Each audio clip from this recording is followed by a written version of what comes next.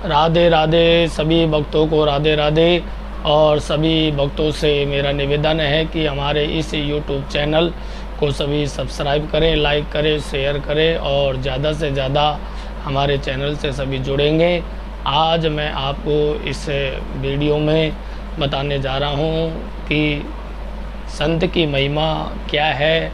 आज हम लोग संतों के प्रति विश्वास कम करते हैं, क्योंकि कुछ हमारे देश में कुछ ऐसे संत हो गए जिनकी वजह से संतों की छवि ख़त्म हो गई। लेकिन सज्जनों, मैं आपको बता देना चाहता हूँ कि सभी संत ऐसे नहीं हैं जिनकी वजह से हम अपना विश्वास को ख़त्म कर दें। कुछ संत ऐसे हैं जिन्होंने पाखंड रचा और अपने स्वार्थ के पीछे, गलत कार्यों के पीछे संतों की महिमा को ख़त्म कर दिया है। लेकिन सज्जनों, ऐसा नहीं है कि सारे संत ही गलत है। इसलिए संत की कृपा हमेशा हमारे देश के ऊपर बनी रही है और हमेशा हमारे देश के ऊपर रहेगी, क्योंकि आज भी कुछ ऐसे संत हैं जिनकी तपस्या के प्रभाव से, भजन के प्रभाव से और हम सबको आशीर्वाद मिलता है और हमारा ये सनातन धर्म है, ये चल रहा है और भगवान की कृपा हमारे ऊपर रहती है। और भगवान की पूजा पाठ, भक्ति, सत्संग, आज भी कुछ ऐसे संत हैं जिनकी दया से, जिनके आशीर्वाद से हम सबको ये प्राप्त हो रहा है। तो संतों के प्रति हमेशा अपना विश्वास बना कर के रखें, संतों के प्रति हमेशा अपनी श्रद्धा बना कर के रखें। हाँ, ये ज़रूर मैं आपको कहना चाहूँगा कि संत एक ऐसा होना चाहिए जो प्रेम का भूखा हो, भगवान की भक्ति का भूखा हो और जिसके जीवन में अच्छे कर्म हो, जिसके जीवन में सच्चाई हो। क्योंकि आज के इस समय में सभी तरह के लोग हैं, अच्छे संत भी है और बुरे संत भी है। बुरे संत तो आपको चाहे जितने मिल जाएंगे, ढोंगी पाखंडी चाहे आपको जितने मिल जाएंगे, लेकिन अच्छे संतों का मिलना बड़ा असंभव है। इसलिए भगवान ने हमें ये मनुष्य जीवन दिया है और हमें बुद्धि दी है।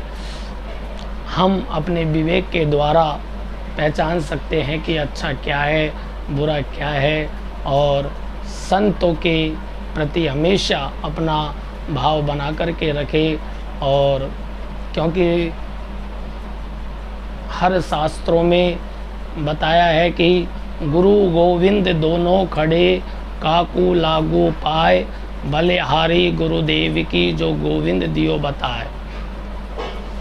शास्त्रों में भी बताया है कि सबसे पहले गुरु की पूजा को, क्योंकि जब तक हमारे जीवन में कोई अच्छा गुरु नहीं है, अच्छे संत का आशीर्वाद हमारे जीवन में जब तक नहीं है, तब तक हमें गोविंद की कृपा प्राप्त नहीं हो सकती। क्योंकि गोविंद को मिलाने वाला केवल वो एक ही है और वो है गुरु। गुरु में इतनी सामर्थ्यता है, अगर हमें अच्छा गुरु मिल जाए तो निश्चित हमारे ऊपर गोविंद की कृपा हो जाएगी। क्योंकि बताया है शास्त्रों में सज्जनों कि संत मिलन को जाइए, तज माया अभिमान, ज्यों ज्यों पग आगे धरे, कोटिन यज्ञ समान। संतों का मिलन होने से और हम अपनी माया को, अभिमान को त्याग देने से और संतों के आशीर्वाद से, संतों के चरण हमारे घर में पड़ जाए, संतों का आशीर्वाद हमारे ऊपर हो जाए, तो ये भी एक यज्ञ के समान होता है। संत का आशीर्वाद का बड़ा महत्व है। इसलिए आप इस बात को ज़रूर समझें और संतों की कृपा हमेशा लेते रहे। संतों का आशीर्वाद का बड़ा महत्व है। ये मैं आपको एक छोटा सा दृष्टांत दे के आपको बताता हूँ, तो आप ज़रूर उसे समझे। देखो, एक गांव था जिसमें एक संत पहुंच जाते हैं और उस गांव में जाकर के और संत रहने लगे और घर घर भिक्षा मांग करके और वो अपना पालन पोषण करने लगे। तो उसी गांव में संत महाराज को सभी कोई ना कोई भिक्षा देते और संत लेकर के आ जाते।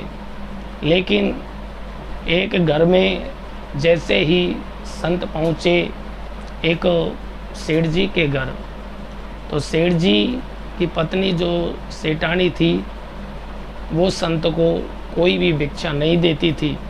और संत जब भिक्षा मांगने के लिए जाते तो वह गालियाँ देती संत को और कहती कि आ गए जाने कहाँ से, कुछ कमाना दमाना तो जानते नहीं हो और यहाँ रोज़ रोज़ भिक्षा मांगने के लिए आ जाते हो, जाओ जाओ, हमारे पास में कुछ भी नहीं है। लेकिन संत का तो नियम था कि रोज़ सभी गांव में सभी के पास में जाते और उस सेठानी के पास भी जाते। लेकिन वो सेठानी रोज़ गालियाँ देती, भिक्षा नहीं देती थी संत को। तो एक दिन गांव का एक व्यक्ति कहने लगा कि महाराज, आप सभी के पास में जाते हो और आप उस सेठानी के पास में जाते हो, जबको आपको मालूम है कि वो सेठानी आपको कोई भिक्षा नहीं देती है, आपको गालियाँ देती है, फिर भी आप उसके पास में क्यों जाते हो? तो संत कहने लगे कि मैं सभी के पास में जाता हूँ तो सभी मेरे को कोई ना कोई भिक्षा देते हैं, तो उस सेठानी के पास में जाता हूँ तो वो भी मेरे को कुछ ना कुछ तो दे ही रही है, ले तो नहीं रही। उस सेठानी के कोई भी पुत्र नहीं था, इस बात से वो बड़ी दुखी थी, उसका कोई संतान नहीं थी। एक दिन संत महाराज जब उस सेठानी के घर भिक्षा मांगने गए तो वो सेठानी जो है घर में पोंछा लगा रही थी।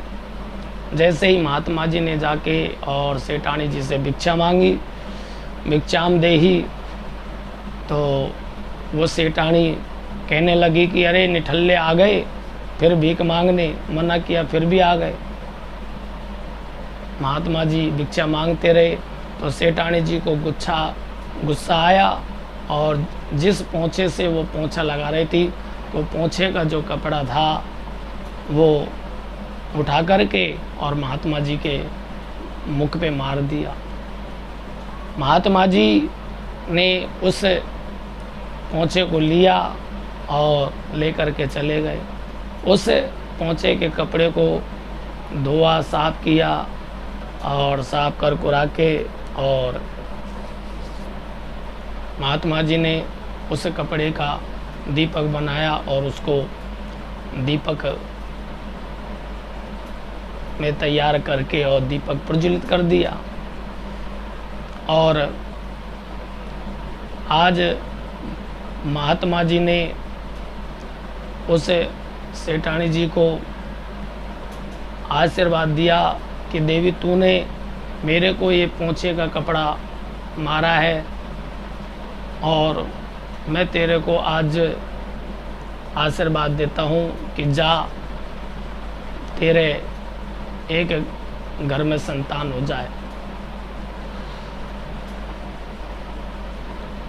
कुछ दिनों बाद सेठानी के घर में एक छोटा सा नन्हा सा बालक आ गया और बालक हो गया।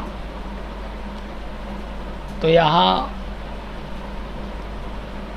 सेठानी जी को जब पता चला महात्मा जी के बारे में, तो वो सेठानी जी महात्मा जी से आकर के और क्षमा याचना करने लगी और कहने लगी कि हे महाराज, मैंने आपको इतनी गाली दी, आपको इतना सुनाया, लेकिन फिर भी आपने मेरे को आशीर्वाद दिया।